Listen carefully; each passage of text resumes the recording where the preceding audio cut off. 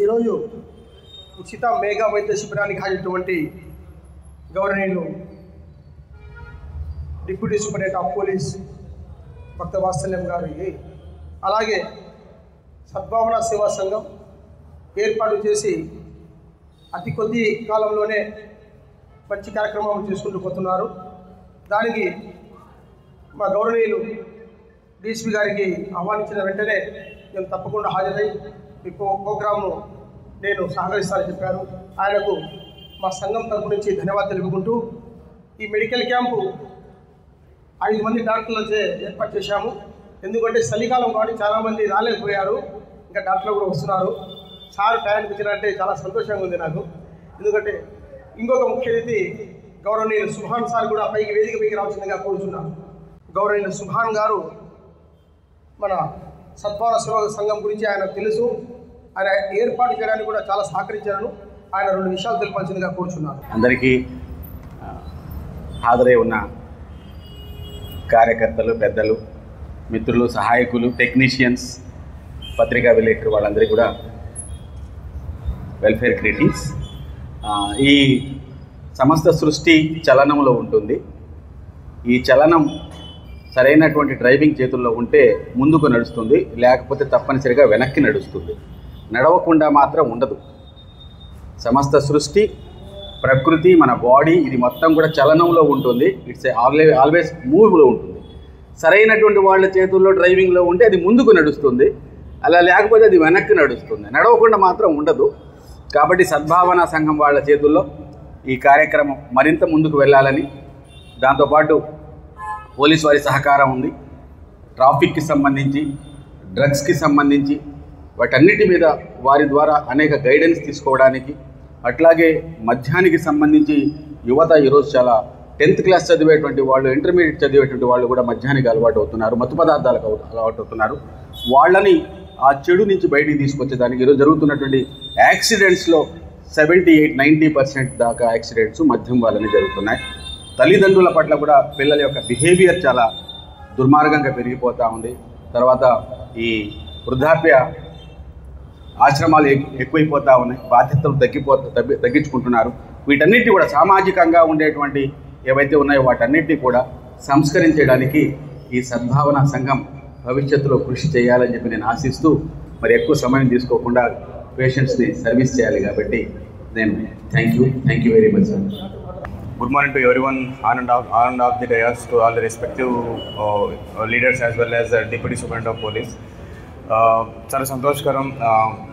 ఈ సద్భావన సంఘం వాళ్ళు అదే పనిగా ఒక మెడికల్ క్యాంప్ కండక్ట్ చేయమని నన్ను కానీ, మేడం కానీ, డాక్టర్ శ్రీకాంత్ గారిని, జనరల్ మెడిసిన్ మేడం కానీ పిలిచి అదే పనిగా ప్రజలకు సేవ చేసే ఒక ఆపర్చునిటీ మాకు కలిగించినందుకు very much happy for that.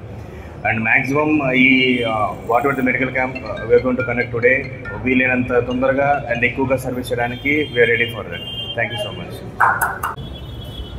ఈ సద్భావన సేవా సమితి మరియు ప్రజా సేవా సమితి సంయుక్తంగా నిర్వహిస్తున్న ఈ మెడికల్ క్యాంప్ సేవలు వినియోగించడానికి వచ్చేసిన ప్రజలకు, వేదికను అలంకరించిన వైద్యులకి మరియు ఈ సద్భావన సేవా సంఘం మరియు ప్రజా సేవతీ సమి యొక్క ఆర్గనైజర్స్కి నా హృదయపూర్వక నమస్కారములు. మనకి తెలుగులో ఒక సామెత ఉంది, ఆరోగ్యమే మహాభాగ్యం. మనకి ఎన్ని ఆస్తులున్నా ఆరోగ్యమే అన్నిటికన్నా విలువైన ఆస్తి. కానీ నేటి ఈ స్పీడ్ యుగంలో, ఈ సమాజంలో మనకున్న అనేక ఒత్తిళ్ల వల్ల మనం అది విస్మరించి మన ఆరోగ్యాన్ని కోల్పోయి చివరి దశలో చాలా ఇబ్బందులకు గురవుతున్నాము. మనము మన ఆరోగ్యాన్ని జాగ్రత్తగా కాపాడుకొనవలేను. ఆ విషయంలో ఈ సద్భావన సేవా సమితి వారు ముందుకొచ్చి ఈ మెడికల్ క్యాంప్ నిర్వహిస్తున్నారు. ఈ సేవలు వినియోగించుకొని మన ఆరోగ్యాన్ని కాపాడుకోవడానికి ఇది ఎంతో ఉపయోగపడుతుంది. ఇటువంటి సేవలు అందిస్తున్న ఈ సేవా సమితి వారికి నా హృదయపూర్వక అభినందనలు. ఇప్పుడు ఈ మెడికల్ క్యాంపుకి విచ్చేసిన మీతో పాటు మీ పక్కింటి వారికి, మీ కాలనీలో ఉన్నవారికి ఈ సేవల గురించి మీరు చెప్పి ఈ మెడికల్ క్యాంపును సద్వినియోగం చేసుకొని విజయవంతం చేస్తారని ఆశిస్తున్నాను. ఇందాక మన సద్భావన సేవా సమితి ఆర్గనైజర్ సుభాన్ గారు మాట్లాడుతూ ఈ మెడికల్ క్యాంపే కాకుండా మిగతా సామాజిక రుగ్మతలు అనేక కారణాల వల్ల మన యువత మరియు ప్రజలు చెడుదారిన పడుతున్నారు. వాటిని కూడా ఈ సమాజం నుంచి తొలగించడానికి మేము సేవలు చేస్తాం భవిష్యత్తులో అని అంటున్నారు. అది చాలా అభినందించే విషయము. వారికి ఎప్పుడు పోలీస్ డిపార్ట్మెంట్ తరఫున వారికి కృతజ్ఞతలు తెలుపుతూ ఇంతటితో విరమిస్తున్నాను.